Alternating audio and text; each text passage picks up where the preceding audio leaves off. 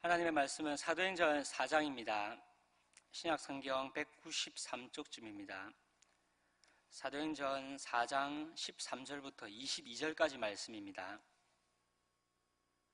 사도행전 4장 13절부터 22절까지 말씀입니다. 저부터 한 절씩 교독하시고 마지막 절을 함께 읽겠습니다. 그들이 베드로와 요한이 담대하게 말함을 보고 그들을 본래 학문 없는 범인으로 알았다가 이상히 여기며 또 전에 예수와 함께 있던 줄도 알고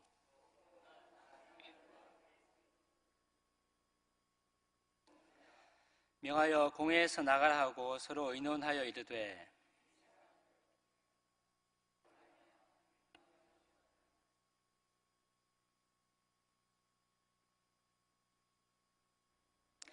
이것이 민간에 더 퍼지지 못하게 그들을 위협하여 이후에는 이 이름으로 아무에게도 말하지 말게 하자 하고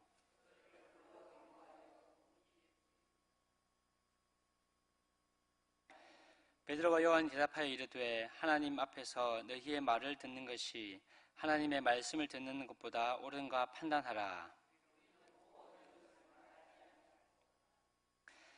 관리들이 백성들 때문에 그들을 어떻게 처벌할지 방법을 찾지 못하고 다시 위협하여 놓아주었으니 이는 모든 사람이 그 된 일을 보고 하나님께 영광을 돌림이라. 이 표적으로 병 나은 사람은 40여 세나 되었더라. 아멘. 우리는 우리 자신이 어떤 사람인지 다양하게 설명을 할 수 있습니다. 우리가 가지고 있는 부와 우리가 지금까지 이룬 업적으로 우리가 어떤 사람인지 우리가 설명할 수 있습니다. 그리고 우리가 가지고 있는 지식으로도 우리가 이런 사람이다라고 설명을 할 수가 있습니다. 이 외에도 우리는 다양하게 우리가 누구인지, 우리가 어떤 사람인지를 설명할 수 있습니다. 그런데 성도인 저와 여러분에게 있어서 우리가 어떻게 무엇으로 설명되는 것이 가장 우리에게 영광스럽겠습니까? 우리가 이룬 부나 업적, 지식으로 우리가 설명되어서 세상이 우리를 알아준다고 하면 그것이 성도인 저와 여러분에게 진정한 영광이겠습니까? 성도의 영광은 다른 것이 아닌 예수님으로 우리 자신이 설명되는 것입니다. 성도를 설명함에 있어서 이 이름보다 더 영광스러운 것은 없습니다. 예수님과 관련하여 우리가 설명되는 것보다 더 귀한 것도 없습니다. 우리가 부, 업적, 지식으로 설명되어서 세상이 알아준다 할지라도 만약에 예수님과 관련해서 우리가 조금 더 설명되지 않는다면 그것보다 비참한 인생은 없을 것입니다. 그러면 이 영광스러운 이름으로 우리가 설명되기 위해서 우리에게 있어야 될 것이 무엇이겠습니까? 오늘 본문을 통해서 그것을 확인해 보겠습니다. 오늘 본문 바로 앞부분에서 유대 종교 지도자들은 베드로와 요한을 공회에 세웠습니다. 그리고 너희가 무슨 권세와 누구의 이름으로 이 일을 행하였느냐라고 물었습니다. 이에 베드로가 성령이 충만해서 그 종교 지도자들의 질문에 대해서 대답을 했습니다. 오늘 읽었던 본문 13절과 14절은 그 베드로의 대답을 들은 종교 지도자들이 보인 반응입니다. 그들은 베드로와 요한이 담대하게 말하는 것을 보고 매우 놀랐습니다. 왜냐하면 그들은 베드로와 요한을 본래 학문이 없는 그런 범인으로 알았기 때문입니다. 종교 지도자들은 직업이 어부였고 랍비 학교에서 공식적으로 신학이나 수사학을 교육받지 않은 베드로와 요한이 담대하게 말하는 것을 보고 매우 놀랐던 것입니다. 그리고 그들은 베드로와 요한이 예수를 따라다니던 자들이었음을 알게 되었습니다. 그래서 어떻게든 트집을 잡으려고 했지만 병 나은 사람이 베드로와 요한과 함께 서 있는 것을 보고 더 이상 베드로와 요한을 비난할 수가 없었습니다. 왜냐하면 나면서부터 못 걷게 된 이가 걷게 된 그 표적이 예루살렘에 사는 모든 사람들에게 알려졌기 때문입니다. 유대인들은 본래 표적을 구하는 자들이었기 때문에 그 표적을 부인할 수가 없었던 것입니다. 하나님께서 행하신 일인 것을 인정할 수밖에 없었습니다. 이처럼 오늘 본문 13절과 14절을 통해서 우리가 알 수 있는 것은 유대 종교 지도자들로부터 비난받을 그 이유가 그 사도들에게 조금도 없었다라는 사실입니다. 그럼에도 불구하고 사도들이 지금 종교 지도자들에게 잡혀서 박해를 받고 고난을 받고 있는데, 그 이유는 그들 자신에게 어떤 흠이 있어서가 아니라 바로 예수 그리스도의 이름 때문입니다. 18절을 보시면 그 종교 지도자들은 사도들을 불러 경고하여 도무지 예수의 이름으로 말하지도 말고 가르치지도 말라라고 위협합니다. 사도들은 자신들의 죄나 다른 이유 때문에 고난을 받고 있는 것이 아닙니다. 예수님의 이름 때문에 지금 고난을 받고 있는 것입니다. 이처럼 예수님의 이름 때문에 고난받는 것이 성도와 기독교의 특징입니다. 모든 사람들은 인생을 살아가면서 다양한 고통과 고난을 겪습니다. 이것은 신자나 불신자나 동일합니다. 여전히 남아있는 죄의 영향력으로 인한 그 고통과 고난은 신자와 불신자 모두에게 해당이 됩니다. 그러므로 지금 내가 어떤 그 고통이나 고난을 겪고 있다는 것, 그것 자체가 내가 성도이다라는 것을 나타내는 표가 되지 않을 수도 있습니다. 하지만 그 고통과 고난이 우리가 성도임을 나타내는 표가 될 수도 있습니다. 언제 그렇습니까? 그 고난을 예수의 이름 때문에 겪게 될 때입니다. 예수님의 이름 때문에 겪는 그 고난은 우리가 바로 성도임을 나타내는 표가 됩니다. 불신자뿐만 아니라 저와 여러분도 이 땅에서 수많은 고통과 고난을 겪으며 삽니다. 하나님께서는 그 고난을 통해서 우리를 성숙하게 하시기도 합니다. 하지만 우리가 예수를 믿는 성도라면 그 불신자들도 겪는 그런 자연적인 고난에 더하여서 우리에게는 특별히 예수님의 이름 때문에 당하는 그 고난이 있어야 합니다. 그것이 우리가 성도임을 나타내는 표이기 때문입니다. 오늘날 이 땅의 교회는 세상으로부터 많은 비난을 받고 있습니다. 그 이유의 대부분이 저와 여러분에게 있음을 우리는 부정할 수가 없습니다. 성도의 부도덕이 끊임없이 폭로되고 있습니다.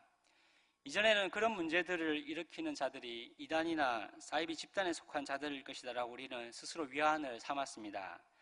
하지만 지금은 그럴 수도 없는 형편입니다. 사정이 이렇다 보니 교회는 세상으로부터 욕먹지 않고 비난받지 않으려고 합니다. 우리는 그들과 다르다라고 우리는 이야기하고 싶어 합니다. 그래도 우리는 그들과 다르게 우리는 그래도 상식을 가지고 있다라고 말하면서 그 세상의 비난에 대응을 하고 싶어 합니다. 그런데 성경이 우리에게 요구하는 것은 단지 그런 차원이 아닙니다. 세상이 요구하는 그 차원에서 세상을 만족시키는 것, 그것이 성경이 저와 여러분에게 요구하는 그 궁극적인 차원이 아닙니다.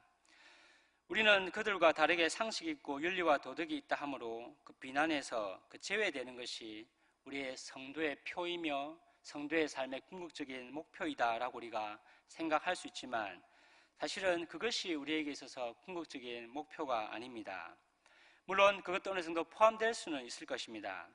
그러나 성도의 삶에 그 특징이 있다면, 불신자들과 다른 유일한 특징이 있다면 다른 이유가 아닌 예수님의 이름 때문에 고난을 받는 것입니다. 우리가 이 차원으로 나아가지 못한다면 교회가 세상으로부터 비난은 받지 않을 수 있을지는 모르겠지만 머리이신 그리스도의 몸인 교회로서의 그런 생명력을 나타낼 수는 없을 것입니다.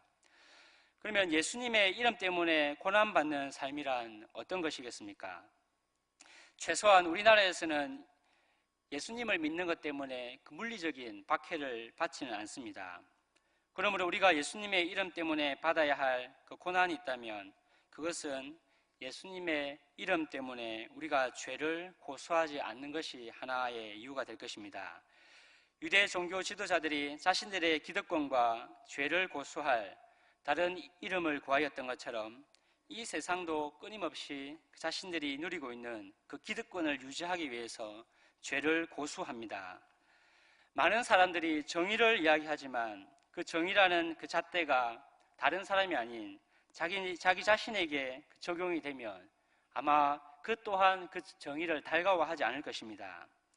대부분의 사람들은 정의라는 그 잣대가 자기가 누리고 있는 것을 만약에 침해한다면 그때부터는 지금까지 외쳤던 그것을 아마 슬그머니 감출 것입니다. 제가 아는 분은 근무하는 부서에서 그 필요한 재정을 본사에 청구할 때 본래 청구해야 되는 것보다 더 많이 청구하여서 그 남은 금액을 부당하게 사용한 것을 보고 그 본사에 이 사실을 알린 적이 있습니다. 처음에는 그 본사에서도 그분에게 잘했다라고 칭찬을 했다고 합니다. 그런데 그런 일이 한 2번, 3번 반복되자 오히려 이번에는 그 본사 측에서 이 사실을 알린 그분을 매도하기 시작했습니다.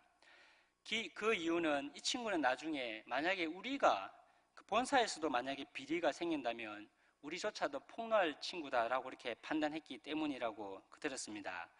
그래서 결국 그 가운데서 어려움을 겪다가 퇴사하여서 지금은 다른 일을 하고 계십니다. 그분이 신앙적인 이유로 그렇게 하셨는지는 모르겠지만 이것이 세상이 이야기하는 그 정의의 실체입니다. 사람들은 정의가 다른 사람들에게 적용되면 환영을 합니다. 하지만 그 잣대가 자기 자신에게 적용이 되어서 자기가 누리고 있는 그 기득권이 침해당하면 결코 그것을 환영하지 않습니다. 이처럼 세상은 자신들의 죄를 고수하려고 하지 자기의 죄를 거부하려고 하지 않습니다. 그런데 성도는 예수의 이름 때문에 이 죄를 결코 고수할 수가 없습니다. 물론 우리가 연약하고 현실이 만만치 않기 때문에 우리도 그 흐름에 편성될 때가 종종 있습니다. 하지만 성도라면 그때 마음이 결코 편할 수가 없습니다. 이것이 직장생활 하시는 분들의 고민 아니겠습니까? 이런 세상 속에서 성도가 예수님의 이름 때문에 죄를 고수하지 않으면 세상은 우리를 존경하는 것이 아니라 오히려 우리를 거부할 것입니다. 왜냐하면 그것을 통해서 자기 자신들의 죄가 폭로되기 때문입니다. 뿐만 아니고 자기들이 누리고 있는 그 기득권이 위협을 당하기 때문입니다. 그러므로 우리가 다른 사람의 죄를 지적하지 않더라도 우리 자신이 예수님의 이름 때문에 만약에 죄를 고수하지 않는다면 세상은 우리를 환영하는 것이 아니라 오히려 거부하게 될 것입니다. 그러면 우리는 그 세상 속에서 고독해질 것입니다. 이 고독이 우리가 예수님의 이름 때문에 받는 그 고난 중에 하나가 아니겠습니까? 그런데 말이 쉽지 예수님의 이름 때문에 그 고독이라는 고난받는 삶이 실제로 가능하겠습니까? 이에 대해서 그 본문은 뭐라고 말씀을 하고 있습니까? 사도들은 다른 이유가 아니라 예수님의 이름 때문에 고난을 받았습니다. 본문 18절에서 종교 지도자들은 사도들을 불러 경고하여 도무지 예수의 이름으로 말하지도 말고 가르치지도 말라라고 합니다. 이에 베드로와 요한이 대답합니다. 먼저 19절에서 베드로와 요한이 하나님 앞에서 너희의 말을 듣는 것이 하나님의 말씀을 듣는 것보다 옳은가 판단하라 라고 대답을 합니다. 그런데 지금 베드로와 요한은 그 공회 가운데 서 있습니다. 산헤드린 공회는 유대 종교 지도자들로 구성된 유대 최고의 사법기관이었습니다. 이 공회의 형태는 그 구성원들이 반은 모양으로 둘러앉고 그 가운데 죄수가 서게 되는 형태를 취하고 있었습니다. 지금 종교 지도자들이 그 베드로와 요한 주위를 빙 둘러앉아 있고 그 가운데 베드로와 요한이 서 있습니다. 원래대로라고 하면 그 빙 둘러앉아 있었던 그 재판관들이 그 피고의 신분으로 서 있는 그 사도들을 판단하고 재판해야 합니다. 근데 19절을 보시면 지금 누가 누구에게 판단하라라고 이렇게 말씀을 합니까? 피고로 서 있던 베드로와 요한이 오히려 그 재판관으로 앉아 있었던 그 종교 지도자들을 향해서 하나님 앞에 너희 말을 듣는 것이 하나님의 말씀을 듣는 것보다 옳은가 판단하라라고 말씀을 하고 있습니다. 유대 종교 지도자들은 베드로와 요한에게 비난할 말을 찾지 못했기 때문에 예수의 이름으로 말하지도 말고 가르치지도 말라라고 하고 위협하고 내보내려고 했습니다. 그러면 우리 같으면 어떻게 하겠습니까? 빨리 기회다 싶어서 그 공회에서 벗어나려고 하지 않았겠습니까? 근데 사도들은 그 공회에서 그 위협적인 그 종교 지도자들이 둘러있던 그 공회에서 빨리 벗어날 생각을 하지 아니하고 오히려 종교 지도자들을 꾸짖고 있습니다. 뿐만 아니라 20절에서는 우리가 보고 들은 것을 말하지 아니할 수 없다라고 합니다. 종교 지도자들이 유일하게 사도들에게 문제를 삼았던 그 예수의 이름을 오히려 먼저 다시 거론을 하고 있는 것입니다. 사도들은 어떻게 그들이 박해받는 유일한 이유인 예수의 이름을 포기하지 않고 오히려 당당하게 이렇게 주장을 할 수가 있었겠습니까? 그것은 그들이 지금 받고 있는 이 박해와 그 고난을 그 주님의 말씀으로 해석을 했기 때문입니다. 14절에서 종교 지도자들이 사도들에 대해 비난할 말이 없어진 것은 병나은 사람들이 그들과 함께 있었기 때문이다 라고 본문은 이야기를 합니다. 근데 누가복음 21장에서는 그렇게 비난할 수 없었던 이유가 예수님께서 하신 그 말씀의 성취이다라고 이렇게 말을 합니다. 누가복음 21장에서 예수님께서는 그 환란의 징조에 대해서 말씀을 하셨습니다. 환란이 있기 전에 예수의 이름으로 말미암아서 예수를 따르는 자들이 겪게 될 그 일을 말씀을 하셨습니다. 예수님께서는 이렇게 말씀하셨습니다. 내 이름으로 말미암아 너희에게 손을 대어 박해하며 회당과 옥에 넘겨주며 임금들과 집권자들 앞에 끌려가려니와 이 일이 도리어 너희에게 증거가 되리라. 너희는 변명할 것을 미리 궁리하지 않도록 명심하라. 내가 너희의 모든 대적이 능히 대항하거나 변박할 수 없는 구변과 지혜를 너희에게 주리라 라고 말씀을 하셨습니다. 베드로와 요한은 지금 자신들이 겪고 있는 이 고난을 누가복음 21장에서 예수님께서 자기들에게 하신 그 말씀의 성취로 이해를 하였습니다. 주님의 말씀으로 지금 자신들이 처해 있는 그 상황, 종교 지도자들에게 박해를 받고 둘러싸여 있는 그 상황을 주님의 말씀으로 그렇게 해석을 한 것입니다. 그리고 오늘 읽지는 않았지만 오늘 본문 뒤에 기록된 사도행전 4장 25절과 28절을 보시면 그 사도들은 종교 지도자들의 그 위협을 하나님께서 예정하신 일의 성취로 그렇게 또 뒤에서 해석을 합니다. 여러분, 사도들이 박해를 받는 유일한 이유인 그 예수의 이름을 포기하지 않고 오히려 당당하게 주장할 수 있었던 이유는 무엇입니까? 그것은 지금 사도들이 예수의 이름 때문에 고난받는 것이 주님의 말씀과 하나님의 뜻의 성취로 그렇게 이해를 하였기 때문입니다. 그들은 그리스도의 말씀으로 지금 자신들의 상황을, 자기들의 처한 상황을 그렇게 해석을 해내었습니다. 때문에 그들은 지금 애먼 고난을 겪는 것이 아니다라는 것을 알고 있었습니다. 그들은 이 사실을 알았기 때문에 그들이 보고 들은 것을 말하지 아니할 수가 없었던 것입니다. 예수의 이름 때문에 지금 고난을 받고 있음에도 불구하고 이 고난을 받는 것이 애먼 고난이 아니라 주님께서 하신 그 말씀의 성취임을 알았기 때문에 오히려 당당하게 그 이름을 말하지 아니할 수 없었다라고 이렇게 기록을 하고 있습니다. 여러분, 우리가 예수님의 이름 때문에 죄를 고소하지 않으므로 죄를 고소하려는 그 세상에서 고독해질 때 우리 또한 하나님의 말씀으로 그 처한 상황을 해석해낼 수 있는 능력이 있어야 됩니다. 여러분, 예수님의 이름 때문에 겪고 있는 그 고독, 그 고난이 저와 여러분들에게도 있습니까? 그 고난을 다른 사람의 시선과 다른 사람의 기준과 세상의 시선과 세상의 기준으로 우리가 해석해서는 안 될 것입니다. 사도들이 그랬던 것처럼 그 상황을 주님의 말씀으로 그 상황들을 우리가 해석할 수가 있어야 될 것입니다. 그렇게 되면 예수님의 이름 때문에 고독과 고난 겪는 삶이 얼마나 영광스러운지를 우리가 알게 될 것입니다. 예수의 이름 때문에 당하는 그 고난은 하나님께서 그의 뜻을 이루시는 방법임을 우리가 알게 될 것입니다. 하나님께서는 그 고난을 결코 헛되게 하시지 않을 것입니다. 하나님께서는 그 고난을 통해서 자기의 뜻을 이루어 가실 것입니다. 이제 말씀을 맺겠습니다. 여러분, 과거에는 세상이 우리를 향하여 그렇게 예수쟁이라고 이렇게 불렀던 적이 있습니다. 이 말에는 일종의 그 조롱이 담겨 있기도 했습니다. 하지만 이 말을 곰곰이 생각해 보면 그때는 그래도 세상 사람들이 우리를 예수와 관련해서 이해하고 바라보았다라는 것을 우리가 알 수가 있습니다. 근데 요즘은 우리를 향해서 다른 심한 말로 모독을 할 뿐 예수쟁이라고 하지 않는 것 같습니다. 왜 그렇겠습니까? 세상 사람들이 보기에도 우리의 삶이 예수님과 별로 상관이 없는 것처럼 보이기 때문은 아니겠습니까? 근데 예수님을 믿는 우리가 예수님과 관련되어 설명되지 않는다라는 것은 우리에게서 매우 비참하고 모욕과 수치입니다. 우리가 가지고 있는 그 모든 것으로 우리의 삶이 설명이 되고 세상으로부터 인정을 받는다 할지라도 예수님으로 설명되지 아니하고 예수님과 관련된 것으로 세상에 비춰지지 않는다면 예수 믿는 우리로서는 그것보다 큰 모욕과 수치는 없을 것입니다.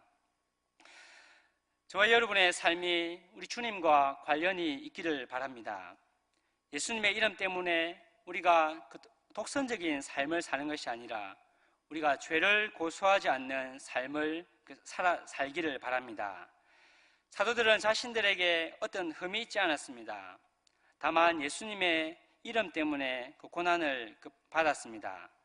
저와 여러분의 삶에도 우리의 흠이나 죄 때문이 아니라 예수님의 이름 때문에 받는 그 고난이 있기를 바랍니다. 왜냐하면 예수님의 이름 때문에 고난받는 것은 그를 통해서 하나님의 뜻이 이루어지고 있다는 증거이기 때문입니다. 예수님의 이름, 그 이름 때문에 고난받는 삶으로 우리가 예수님과 관련된 자임을 다시 세상 가운데 나타내기를 바랍니다. 그래서 세상이 우리를 볼 때 우리를 예수님과 관련해서 이해하고 생각하고 판단하고 말할 수 있는 그 일이 다시 우리에게 이루어져야 할 것입니다. 예수님 때문에 죄를 고소하지 않는 것, 예수님 때문에 세상에 추구하는 것을 반대하는 것, 그것으로 말미암아서 우리가 혹 그 고독이라는 고난을 받는다 할지라도 하나님께서 그 고난을 통하여 자기의 뜻을 이루신다라는 것을 기억함으로 말미암아서 그 자리에 머물러 있는 것, 이것을 통해서 우리의 이름이 우리가 다시 예수님과 관련돼서 세상에 나타나고 설명되었으면 좋겠습니다. 우리에게 이 영광이 회복되었으면 좋겠습니다. 단지 세상에서 요구하는 그런 차원을 뛰어넘어서 예수님 때문에 고난받는 삶, 예수님 때문에 그의 말씀 때문에 죄를 고소하지 않으려는 것 때문에 우리가 고독한 자리에 머물러 있는 것, 그럼에도 불구하고 그것 때문에 우리의 삶이, 우리 자신이 예수님과 관련돼서 말하여지고 설명되는 것으로 말미암아서 우리의 삶이 주님과 더불어 영광을 누리는 그런 삶 되시기를 간절히 바랍니다. 우리 주신 말씀을 생각하면서 함께 기도하겠습니다.